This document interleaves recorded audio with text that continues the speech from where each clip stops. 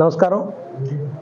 మరి ఇక్కడ ఈరోజు అత్యవసర సమావేశం మరి జనసేన పార్టీ నాయకులు, కార్యకర్తలు, అలాగే వీర మహిళలు మరి అందరూ సమక్షంలో ఈరోజు వారందరితో పాలు పంచుకోవాలి.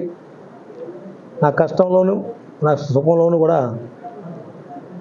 మరి మొదటి నుంచి కూడా వాళ్ళు నాకు ఎన్నిదండుగా ఉన్నారు. వాళ్ళు కూడా మిగిలిన నియోజకవర్గాలు వేరు, ఈ నియోజకవర్గం వేరు. ఉమ్మడివరంలో పితాని బాలకృష్ణ ప్రతి కుటుంబంలోని కూడా ఒక అన్నగాను, తమ్ముడుగాను, ఒక కొడుకుగాను నేను ఉండడం జరిగింది. ఈరోజు మరి ఇక్కడ ప్రెస్ మీటు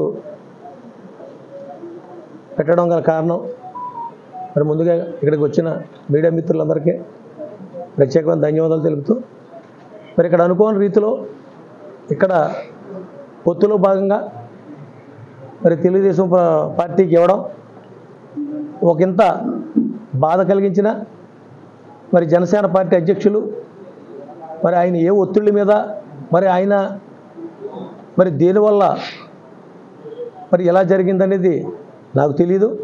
ఎందుకంటే ఆయన మీద నాకు పూర్తి విశ్వాసం. మరి కొణిదెల పవన్ కళ్యాణ్ గారి కుటుంబంలో మరి నేను ఒక్కడగా ఎప్పుడు మరి చెప్పుకునేవాడిని నేను.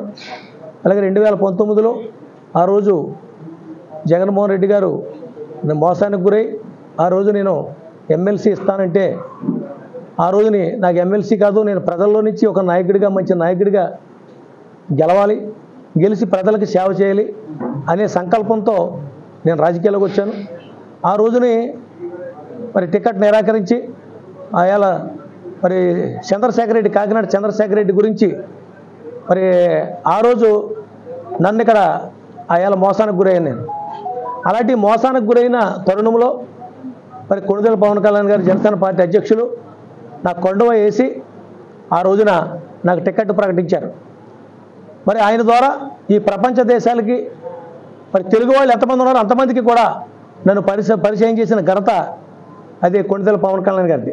ఎందుకంటే పితాని గారి బ్లడ్ మాది ఒకటే, పోలీసు బ్లడ్ అని ఆ రోజున వాళ్ళ నాన్నగారిని గుర్తు చేసుకుని నాకు టికెట్ ఇవ్వడం జరిగింది. ఆ రోజు నుంచి ఈ రోజు వరకు కూడా నిరంతరం పార్టీ కోసం శ్రమించాను, కష్టపడ్డాను. ఓడిపోయాను. 33,334 ఓట్లు వచ్చినాయి.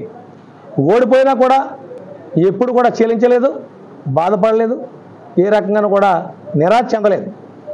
అందరూ 6 నెలలు పోయిన తర్వాత, సంవత్సరం తర్వాత మొదలుపెట్టారు కార్యక్రమాలు. కానీ నేను ఓడిపోయిన వారం నుంచే నేను కార్యక్రమాలు చేయటం మొదలుపెట్టాను.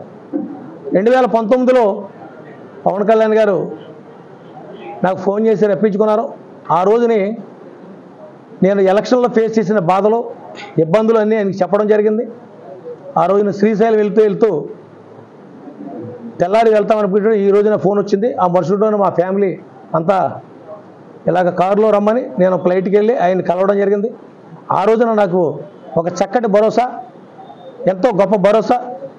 2024లో అన్ని రకాలుగాను కూడా మీకు అండగా ఉంటాను, మీకు ఏ విధమైన ఇబ్బంది